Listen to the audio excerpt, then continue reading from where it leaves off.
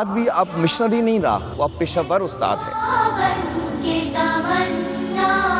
جہاں پہ خواتین ٹیچر زیادہ ہو وہاں پہ پیرنٹس ترجیح دیتے اپنے بچوں کو بھیجنے کے لیے۔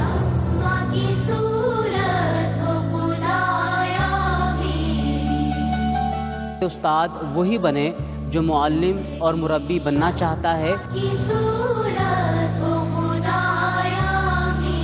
بلے شاہ نے فرمایا تھا 5 ارکان اسلام دے تے 6 ماہ بلیا ٹک دا روٹی تے جے 6 ماہ نہ ہوئے تے 5 بھی جاندے مک۔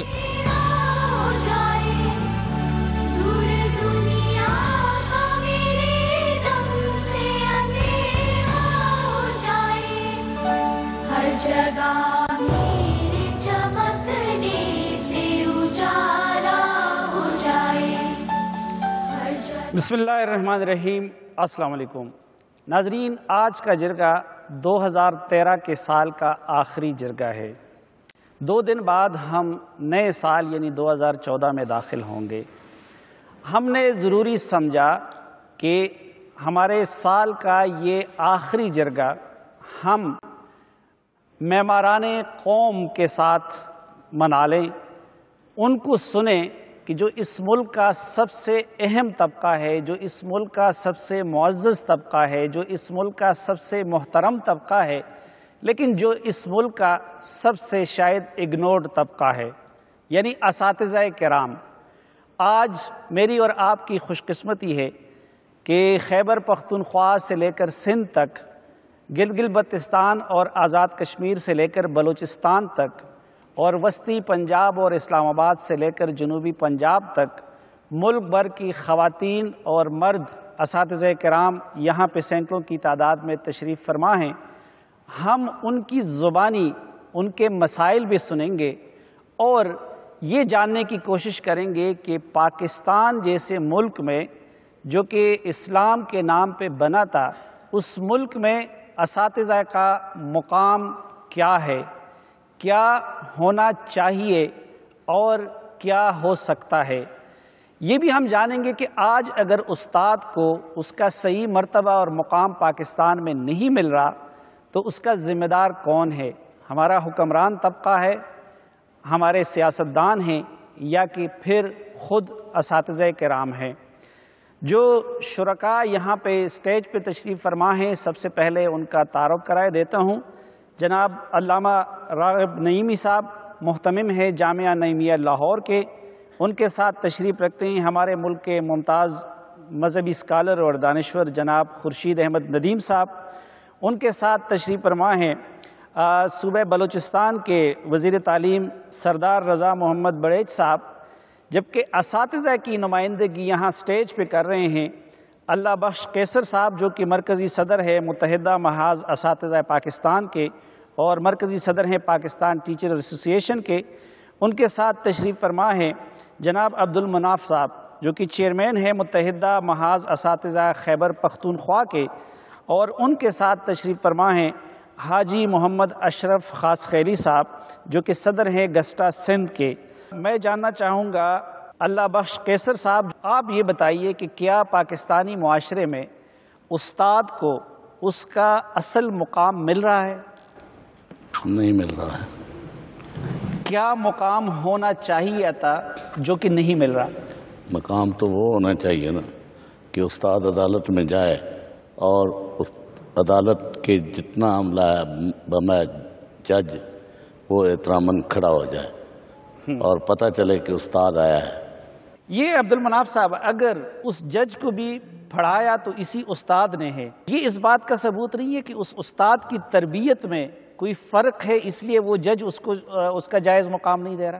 بنیادی طور پہ جو خامی ہے جی، وہ شروع سے جو غلامانہ دور سے ہم گزرے ہیں، اس دور سے جو نصاب ہمیں ورثے میں ملا ہے، جو سسٹم ہمیں ورثے میں ملا ہے، جو انگریز بہادر چھوڑ کے گیا ہے، بدقسمتی سے کسی بھی دور میں حکومت نے اس طرف توجہ نہیں دی۔ پہلے زمانے میں جب تک یہ انگریز نہیں آیا تھا، اس وقت اسلامی ادوار حکومت میں استاد کے سر پہ پگڑی ہوتی تھی، وہ نشانی ہوتی تھی، علامت ہوتی تھی کہ یہ استاد ہے۔ وہ جہاں کہیں بھی جاتا تھا وہ پہچانا جاتا تھا۔ وہ صاحب آئے، انہوں نے وہ پگڑی استاد کے سر سے اتاری اور بیرے کے سر پہ رکھ دی، میراثی کے سر پہ رکھ دی۔ خاص خیری صاحب، استاد کا اپنا کوئی قصور نہیں ہے؟ اس میں جو قصور ہے وہ میری سمجھ میں تو حکمرانوں کا ہے، کیونکہ یہاں ایک ڈبل اسٹینڈرڈ چل رہا ہے۔ علامہ راغب نعیمی صاحب، ہمارے دین نے سب سے بلند مقام اور مرتبہ دیا ہے استاد کو۔ یہ ملک دین کے نام پہ بنا، پاکستان میں اساتذہ کی یہ حالت کیوں ہے جو انہوں نے بیان کی؟ بجا طور پہ بعض معاملات میں حکومتی فیصلے اور حکومتی نظام عمل دخل دیتا ہے، لیکن میں یہ سمجھتا ہوں کہ استاد کو اپنا وقار خود قائم رکھنا ہے، اور وہ وقار اس کا وہ علم ہے جس کی بنیاد پہ وہ استاد کہلا رہا ہے۔ نہیں، اگر دینی مدرسے کے استاد کو باوجود اس کی کہ اس کی تنخواہ بھی کم ہے، اس کی سہولیات بھی کم ہیں، اگر ان کو زیادہ احترام ملتا ہے اپنے شاگردوں سے اور یہاں نہیں مل رہا، تو پھر یہ تو یہاں استاد میں کوئی کمی نہیں ہے کہ یہ اپنا احترام نہیں کروا سکتا؟ دیکھیے، دینی نظام کے اندر استاد کی عزت کو اس لیے فوقیت دی جاتی ہے کہ اس استاد سے آپ کو دین مل رہا ہے، تو اس کی جب تک آپ عزت نہیں کریں گے آپ دین کو صحیح طریقے سے سنبھال بھی نہیں پائیں گے۔ جبکہ ہم اسکول اور کالجز اور یونیورسٹیز میں جو دیکھتے ہیں، وہاں پہ جو علم حاصل کیا جاتا ہے وہ کسی خاص مقصد کے لیے نہیں ہوتا، وہاں پہ اس لیے حاصل کیا جاتا ہے کہ اچھے علم کی بنیاد کے اوپر ہم اچھی جگہ کے اوپر نوکری حاصل کرنے میں کامیاب ہو جائیں گے۔ آپ کے نزدیک کیا مقام ہونا چاہیے تھا پاکستان میں استاد کا جو نہیں دیا جا رہا ہے، اور اگر نہیں دیا جا رہا ہے تو استاد خود کتنا ذمہ دار ہے، نظام کتنا ذمہ دار ہے، اور حکمران کتنے ذمہ دار ہیں؟ اقبال نے کہا ہے نا کہ نہ غزنوی میں وہ تڑپ رہی، نہ وہ خم رہا زلف ایاز میں۔ استاد بھی اپنی جگہ وہ استاد نہیں رہا جو پہلے تھا، اور ریاست کا نظام بھی وہ نہیں رہا جو پہلے تھا۔ ہماری روایت میں اگر آپ غور سے دیکھیے تو آپ کو معلوم ہوگا کہ استاد اصل میں ایک مشنری جذبے کا نام تھا، استاد پیشہ نہیں تھا۔ ہماری قدیم روایت ساری کی ساری مسلمانوں کی اگر آپ سامنے رکھیے تو استاد وہ ہوتا تھا جو ایک مشن کے طور پر اس پروفیشن کو اختیار کرتا تھا اور اپنے آپ کو صبح و شام اس کے لیے خاص کر دیتا تھا۔ تنخواہ، یہ معاملات مرات، یہ اس کے پیش نظر نہیں ہوتے تھے۔ ریاست یا سماج اس کی ذمہ داریاں اٹھاتا تھا لیکن استاد کے پیش نظر نہیں ہوتا تھا۔ لیکن خورشید صاحب، کیا استاد پیٹ نہیں رکھتا؟ کیا اس کی خواہش نہیں ہوتی کہ اس کے بچے کو بھی تعلیم ملے، اس کو روزگار ملے، اس کو مکان ملے؟ تو جب ریاست ان کو وہ نہیں دے گی اور ان چیزوں سے اس کو بے فکر نہیں کرے گی تو وہ بیچارہ اپنے مشن کو کیسے توجہ دے سکے؟ میں اپنی بات کو اگر مکمل کروں تو وہ آگے یوں بڑھتی ہے کہ جب ریاست کا ادارہ ارتقاء کے مراحل سے گزرا تو ظاہر ہے ہر چیز کو آپ نے ایک اسٹریم لائن کیا، ہر چیز کو ایک ترتیب میں آپ لے کے آئے، اس میں آپ تعلیم کو بھی لے کے آئے۔ ریاست نے تعلیم کی ذمہ داری اٹھا لی۔ جب ریاست نے اٹھا لی تو اس کا مطلب یہ ہے کہ اس کے بعد اساتذہ کے لیے تمام مراد کی ذمہ داری بھی ریاست کو کرنی ہے۔ استاد بھی اب مشنری نہیں رہا، اس کا ایک پروفیشنل رول ہے، وہ اب پیشہ ور استاد ہے۔ اسی طرح سے ریاست نے جب اپنی ذمہ داری اٹھا لی تو ہر چیز، علماء کا رول بھی بدلنا شروع ہوا۔ وہ جو پہلے مشنری تھے، اب انہوں نے کہا نا کہ دینی عالم جو مدرسے میں پڑھاتا ہے اس کا احترام ہے، لیکن دینی سیاستدان کا احترام نہیں ہے، عالم کا احترام ہے۔ فرق کیا ہے؟ عالم پڑھاتا ہے، درس و تدریس سے وابستہ رکھتا ہے۔ میرے علم میں ہے کہ ابھی تک 6-7 ہزار سے زیادہ تنخواہ اس کو نہیں ملتی، لیکن جنہوں نے دین کو میدان سیاست میں آ کے جن سے بازار بنا دیا ان کا احترام ختم ہو گیا۔ تو بات یہ ہے کہ ہر چیز ارتقاء کے مراحل سے گزری، نہ ریاست وہ ریاست رہی، نہ اساتذہ وہ اساتذہ رہے۔ اس کی وجہ سے وہ سارا انحطاط ہے جو آج ہم دیکھ رہے ہیں کہ ہر چیز کو ہم نے جن سے بازار بنا کے رکھ دیا ہے اور اس کے خد و خال جو نکل رہے ہیں وہ ہمارے سامنے۔ سردار صاحب، پہلے تو ایک بالکل عامیانہ قسم کا سوال پوچھنا چاہتا ہوں، گستاخی معاف۔ ایک طرف آپ کے گورنر ہوں یا وزیر اعلیٰ ہوں یا محمود خان چکزئی صاحب ہوں، اور دوسری طرف ان ٹیچرز کا یا ان پروفیسروں کا صدر ہو، آپ زیادہ عزت کس کو دیتے ہیں؟ کس کے احترام میں کھڑے ہوتے ہیں؟ میرے خیال میں معاشرے میں ہر ایک کا احترام اپنی جگہ قائم ہے۔ استاد ایک ماڈل کی حیثیت رکھتا ہے، اسی طرح ایک سیاستدان ایک ماڈل کی حیثیت رکھتا ہے۔ جیسے ماں باپ بچوں کے لیے ایک ماڈل ہوتے ہیں، ہر ایک شخصیت اس معاشرے کا ایک ماڈل کی حیثیت بچوں کے لیے رکھتا ہے۔ اس معاشرے کو استاد نے سکھایا چاہے والدین کی شکل میں استاد کی حیثیت رہی، چاہے ایک سیاستدان کی شکل میں استاد کی حیثیت رہی، ایک بیوروکریٹ کی حیثیت میں استاد کی شکل رہی، اور چاہے ایک استاد کی حیثیت سے استاد کی شکل رہی، احترام اس کا ہر جگہ رہا اور معاشرے کے ہر بندے نے اس کا احترام کیا۔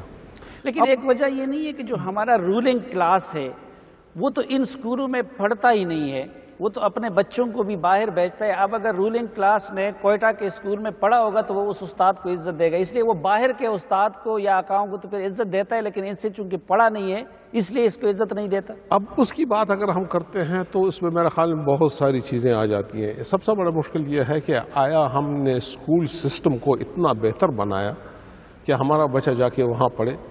یہی اسکول تھے جب انگریز تھے یہاں پر، اور انگریزوں کے بعد بھی کافی عرصے تک اسکولوں کے سسٹم ٹھیک رہا، اور اس سسٹم میں استاد پڑھاتے رہے۔ ہمیں وہ استاد یاد ہیں جو ہمیں چھوٹی کلاسوں میں پڑھاتے رہے، اور وہ استاد بھی یاد ہیں جو ہمیں کالج اور یونیورسٹی میں پڑھاتے رہے۔ آج بھی ان کا الیہ، ان کا لباس میرے ذہن میں ہے۔ استاد کی حیثیت سے میں اس کا احترام آج بھی کرتا ہوں۔ استاد کی حیثیت کبھی ختم نہیں ہوئی ہے، ایک ماڈل کی حیثیت سے، ایک ٹیچر کی حیثیت سے، ایک رہبر کی حیثیت سے، اور ایک معلم کی حیثیت سے ہمیں زندگی کے تمام شعبے دکھائے۔ انہوں نے ہمیں تربیت دی، نہ صرف ہمیں سکھایا، ہمیں تربیت بھی دی استاد نے، اور اس تربیت سے ایک آدمی کی شخصیت بنتی ہے، اور وہی شخصیت آگے جا کر ایک اچھا انسان، ایک اچھا ماڈل بنتا ہے، اور سارے معاشرے کا ایک رہبر بن جاتا ہے۔ جی بہت شکریہ ناظرین، ایک مختصر سے بریک کے بعد واپس آتے ہیں۔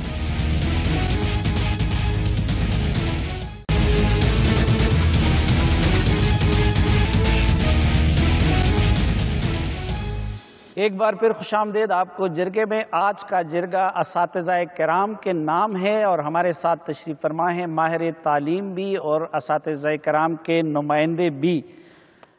یہ بتائیے کہ استاد کا اصل کام تعلیم ہے یا کہ سیاست، اور کیا یہ جو اساتذہ کی یونین بنے ہوئے ہیں یہ خود اپنے پیشے کی نفی نہیں ہے؟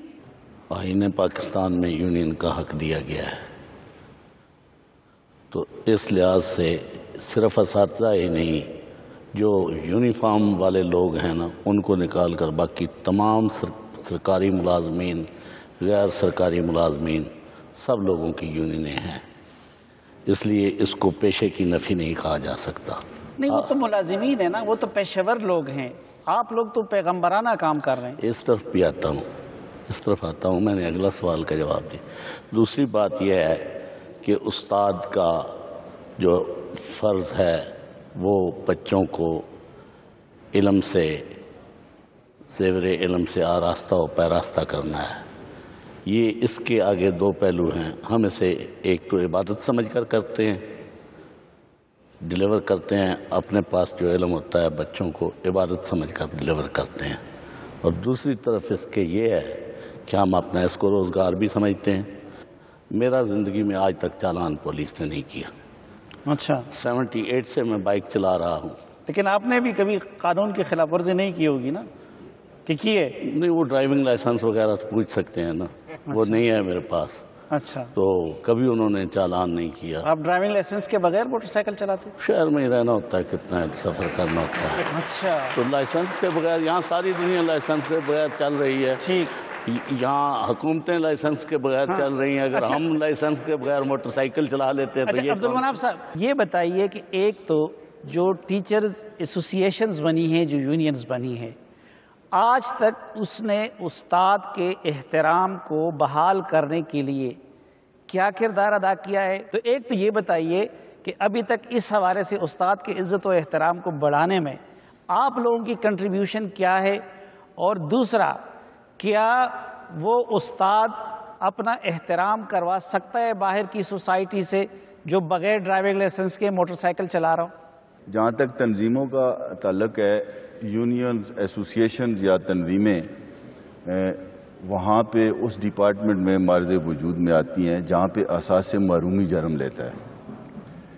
اساتذہ نے اگر تنظیمیں بنائیں اور تنظیمی کام شروع کیا تو ان کو جب یہ واضح طور پہ ان کے ساتھ ناانصافیاں ہوئیں، ان کو گورنمنٹ کی طرف سے وہ کچھ نہیں ملا جس کے وہ حقدار تھے، تو انہوں نے مجبوراً تنظیموں کا سہارا لیا۔ جہاں ہم نے استاد کے حقوق کی بات کی ہے، وہاں پہ ہم نے فرائض کی نشاندہی بھی کی ہے۔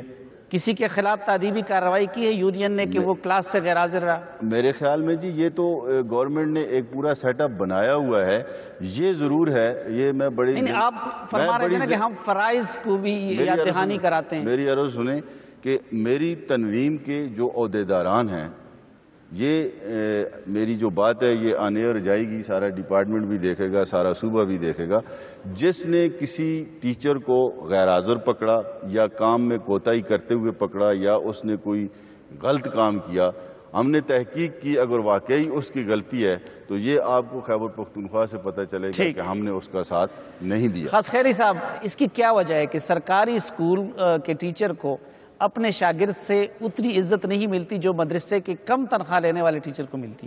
سلیم بھائی، یہ نہیں ہے کہ ٹیچرز کو ریسپیکٹ اپنے اسٹوڈنٹ کی طرف سے نہیں ملتی، میں ٹوٹلی ریجیکٹ کرتا ہوں اس بات کو۔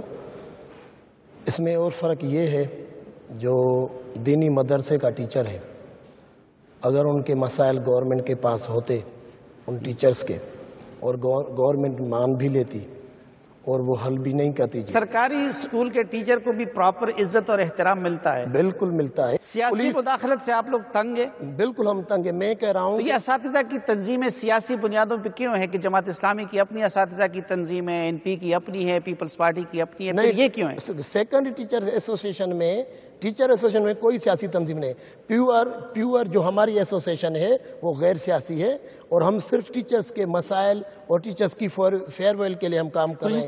کوئی سیاسی تقسیم کی بنیاد پہ یہ اساتذہ کی تنظیمیں نہیں بنی ہیں؟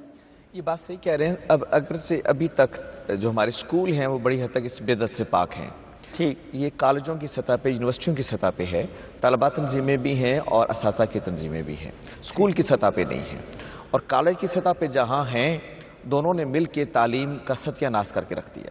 طلباء تنظیموں نے بھی اور اساتذہ تنظیموں نے بھی تعلیم کا وہ حشر کر دیا، ہماری اعلیٰ تعلیم جس کو آپ کہتے ہیں، جو ثانوی درجے کے بعد ہوتی ہے، کہ آپ کو کوئی پڑھا لکھا آدمی تلاش کرنا بڑا مشکل ہو جاتا ہے۔ ڈگری ہولڈرز تو آپ کو ملتے ہیں، صاحبان علم آپ کو نہیں ملتے۔ سردار صاحب، سوال یہ ہے کہ یہ جو ان کے جینون مسائل ہیں ان کو حکومت حل کیوں نہیں کر دیتی؟ کیا چیز رکاوٹ ہے؟ باقی کاموں کے لیے وسائل ہے تو تعلیم کے لیے اور استاد کے لیے کیوں نہیں ہے؟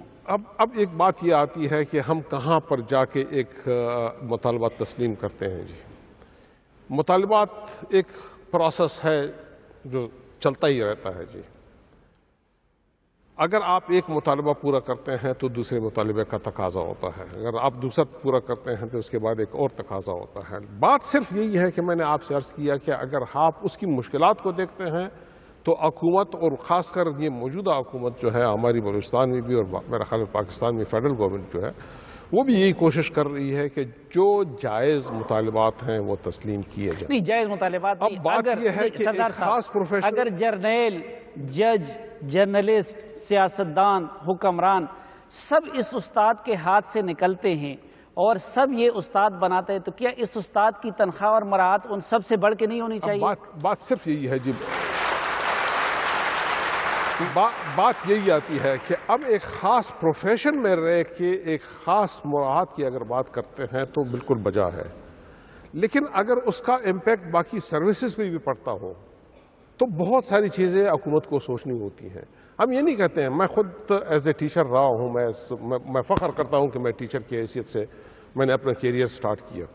میں آج بھی یہ کہتا ہوں کہ مجھے اس بات پہ فخر ہے، ٹیچر کا ایک بہت بڑا مقام ہے، لیکن ٹیچر اپنے ساتھ جو وہ عزت اپنے لیے کما رہا ہے عزت کے طور پہ، اس پروفیشن کو وہ نہ چھوڑے۔ علامہ راغب نعیمی صاحب، اس گفتگو سے آپ نے کیا اندازہ لگایا کہاں کہاں پہ نظام میں خامی ہے، کہاں حکمران قصوروار ہے اور ٹیچر خود کہاں پہ کہاں قصوروار ہے؟ حکومت جس طرح باقی تمام شعبہ جات کی ترقی کے لیے سوچتی ہے، تعلیم کے لیے بھی سوچنا چاہیے۔ جی ڈی پی کے اندر جو 2 یا 3% ہے، اس کو بڑھا کے ایٹ لیسٹ 10% لازمی کر دینا چاہیے، حکومت کی طرف سے یہ ہونا چاہیے۔ نمبر 2، اساتذہ کے جو معیار ہے اس کو بڑھانے کے لیے جہاں پہ حکومت کی ذمہ داری آتی ہے کہ وہ ان کو ریفریشر کورس کروائے، وہاں پہ اساتذہ کی خود بھی ذمہ داری بنتی ہے کہ وہ اپنے اس تمام علم کو جو ان کے پاس موجود ہے وہ اپنے بچوں میں آگے منتقل کر دیں، کیونکہ استاد صرف تعلیم دینے والا نہیں ہے، اصل میں وہ مربی بھی ہے۔ اور تیسری بات یہ عرض کروں گا کہ جو اساتذہ کی یونین سازی ہے سیاسی جماعتوں کی بنیاد کے اوپر، اور ایسے ہی طلباء کی یونین سازی سیاسی جماعتوں کی بنیاد کے اوپر، اس نے بھی تعلیم کا اچھا خاصا بیڑا غرق کر دیا ہے۔ ان یونین سازی کی بجائے ہمیں ہر سکول کے اندر قرات مجلس، نعت خوانی کی مجلس، ڈیبیٹنگ سوسائٹی، جو سوسائٹی سسٹم ہوتا ہے ایک اچھے کالج، ایک اچھے ادارے کے اندر، اس سوسائٹی سسٹم کو ہمیں پروان چڑھانا چاہیے تاکہ بچوں میں لیڈرشپ مینجمنٹ کی بھی صلاحیت پیدا ہونی شروع ہو جائے، اور اس کے ساتھ ساتھ ان کے ذہن میں یہ بات بٹھا دینی چاہیے، اور یہ مربی ہی بٹھا سکتے ہیں کہ دنیا کا جو سب سے بہترین کام ہے وہ دوسرے کو انسان بنانا ہے۔ جی بہت شکریہ ناظرین، ایک مختصر سی بریک لیتے ہیں اور واپس آئیں گے تو اپنے آڈینس کے پاس جائیں گے اور ان کی رائے جانیں گے ایک بریک کے بعد۔